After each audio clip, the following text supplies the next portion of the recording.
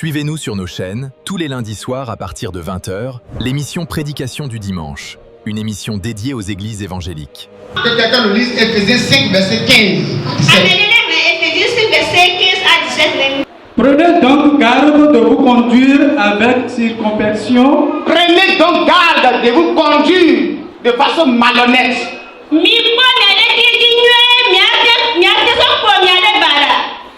Non comme des insensés, Ne vous conduisez pas comme des insensés. Ne vous conduisez pas comme des stupides. Ne vous conduisez pas comme des ignorants. Tu dois savoir que le temps que Dieu t'a donné actuellement, ce n'est pas parce que tu le mérites. Ce n'est pas parce que tu as la plus grande grâce. Mais c'est point but. Ne sois pas ignorant. Lis. mais comme des sages. Mais conduisez-vous comme des sages. Sois sage. Sachant que ce temps que tu as actuellement, c'est point but. Et lorsque le temps va passer, celui qui t'a accordé ce temps va te demander le compte rendu. Soyez sage et utilisez à bon escient votre temps. Rachetez le temps. Rachetez le temps. Frère, il faut racheter le temps. Car les jours sont mauvais. Car les jours sont mauvais. Les jours sont mauvais.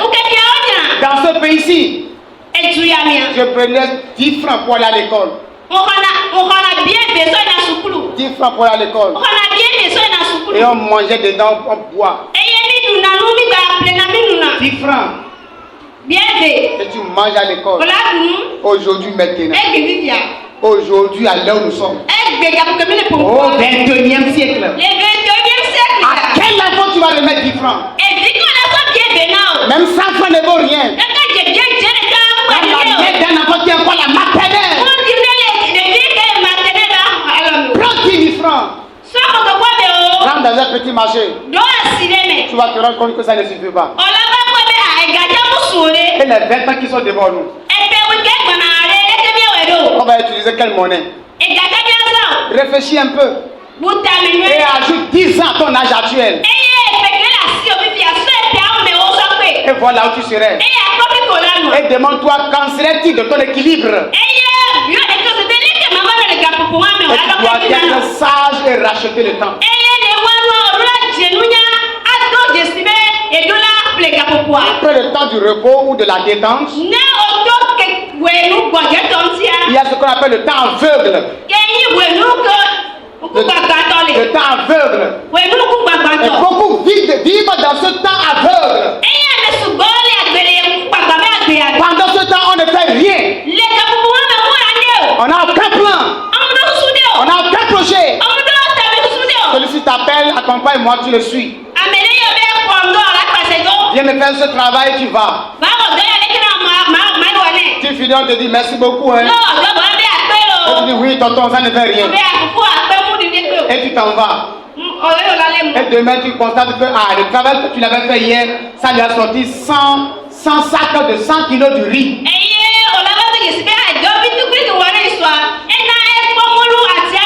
Le temps est fructueux. On ne fait rien dedans. Et on ne gagne rien dedans. Si là où je suis en train de parler, tu es dans ce temps. Lève-toi rapidement. Prends conscience. Ne te fige plus sur l'homme. Ne te fige plus sur les choses inutiles. Les camaraderies inutiles. Les relations inutiles. Les amusements inutiles. Le sommeil inutile. Lève-toi et pas le froment. Lève-toi et pas le froment. Alors qu'il est encore jour. Ça finit. C'est pourquoi ne soyez pas inconsidérés. Ne soyez pas des inconsidérés. Demain, on va te mettre dans la posture des inconsidérés. Quand on va vouloir faire les assises familiales,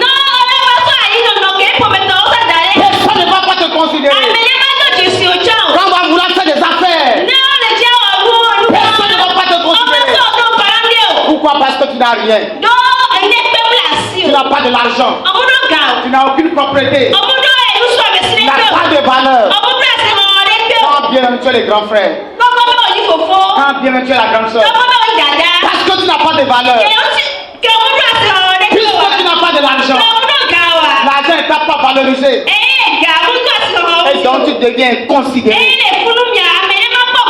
Même dans les églises. Je vous dis la vérité. Celui qui a l'argent, on donne notre place à part. Celui qui a l'argent, on est béni autrement. Quand l'autre a mangé la nourriture de son fils, il l'a appelé, il a béni. Et celui de qui il n'a pas mangé la nourriture, il a maudit. Frère, pour acheter nourriture et donner à son père, pour faire des dons à son père, ce n'est pas du sable, c'est l'argent. Ce n'est pas du mangue, c'est l'argent. Ce n'est pas une feuille, c'est l'argent. Il n'allait ne quitte nulle part. On le cherche. Ou on travaille pour avoir l'argent. C'est pourquoi le Seigneur disait: ne soyez pas comme les paresseux. Et ne vous faites point amis aux paresseux. Regardez les fourmis. Ils n'ont pas d'inspecteur. Mais elles amassent la nourriture pendant l'été.